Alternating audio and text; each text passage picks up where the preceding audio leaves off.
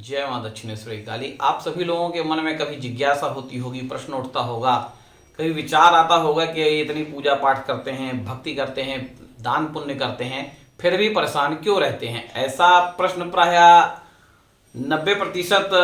पूजा पाठ वालों को रहता है। उन्हें मन में विचार आता रहता है कि इतनी पूजा की, इतना पाठ किया, इतना दान किया, जीवन इतना सात्विक है, फिर इतना कष्ट जीवन में क्यों है। तो उसके लिए आज एक बहुत ही अच्छा उदाहरण देके आपको समझाते हैं कि आखिर जीवन में ऐसा क्यों होता है। तो जो लोग भक्ति करते हैं, पूजा करते हैं, पाठ करते हैं, जिनकी दिनचर्या नियमित है, व्यवस्थित है,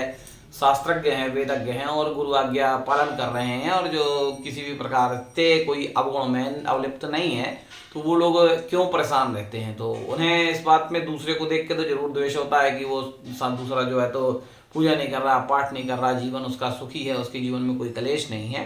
तो कभी भगवान की तरफ से आप सोच के देखिए कि भगवान कैसे लोगों को पसंद करते होंगे या कैसे लोगों को विपत्ति काल से निकाल देंगे। तो जैसे आपका ही कोई व्यक्ति हो, बहुत प्रिय हो, बहुत अच्छा हो और आपका काफ़ी नज़दीकी हो, और कभी आपको ये जानकारी मिल जाए, मतलब ईश्वर न करे ऐसा कभी हो आपके किसी प्रियजन के साथ, और वो किसी ऐसे घिनौने अपराध में फंस जाए जो अच्छा ना हो, सुनने में कलंकित सा लगे, तो उसको लोग छुड़वाने नहीं जाते,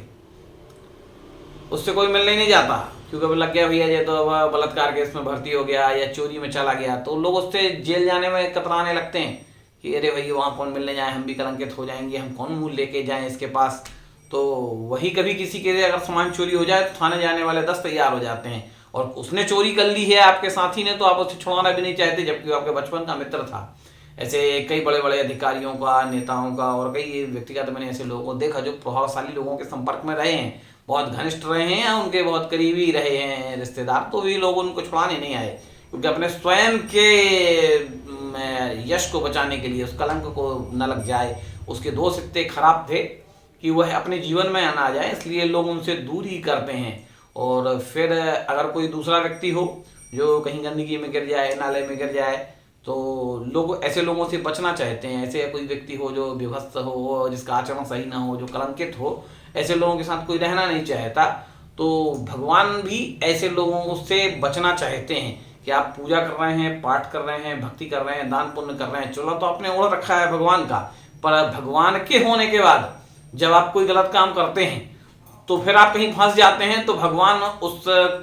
को निकालने में बहुत विलम्ब करते हैं, यद्यपि निकालते हैं। जैसे कोई अपराधी को निकालने के लिए कोई प्रभावशाली व्यक्ति अपना स्वयं न जाके किसी दूसरे को भेजता है कि जाओ भैया इसका काम करा दो, हमको सामने जाने में शर्म लगेगी, घुमा फिरा के काम हो जाए, तो वैसे ही भगवान किसी और को भेज के देर सवेर वो काम करवा तो देते हैं, पर सीधे सीधे नहीं करते, सीधे कष्ट दूर नहीं करते।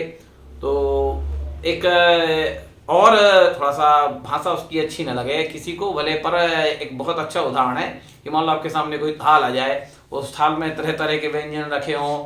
रसगुल्ला हो, रबड़ी हो, खीर पूड़ी हो, छोला भटूरा, सब कुछ रखा हो, 56 भोग पूरे हों, और उस थाली में बस बीच में थोड़ा सा गंदगी रखी हो। उस गंदगी के रहते कोई उस थाली को ग्रहण नहीं करना चाहता। अब चलो किसी को दूसरा ऑप्शन दे दिया, एक काम करो, गंदगी मत खाओ, मिठाई खा लो, भोजन कर लो, तो भी लोग कह देंगे नहीं नहीं हमको नहीं चाहिए। वैसे ही अगर कोई सच्चरित्र व्यक्ति है, कोई पूजा पाठ वाला है, कोई धर्म वाला है, कोई आचरण वाला व्यक्ति है, उसके अगर पूजा पाठ में, कोई सारे आचरण में, जीवन में अगर कोई गंदगी शामिल हो गई है, उसके जीवन में कोई गलत कार्य चालू हो गया है, तो फिर भगवान उसकी संपूर्ण पूजा पाठ और व्रतियों को त्याग देते हैं, और फिर भगवान उसका कार्य करने में बड़ी देर लगाते हैं, बड़ा बेमन से और बड़ा अलग टाइप का काम करते हैं। तो अब आपको समझ में आ गया होगा कि ऐसा क्यों हो रहा है। अपने जीवन में अगर कोई गलती है, कुछ दोष है, तो उसे सुधारने का प्रयास करें। जय मां दक्षिणेश्वरी काली।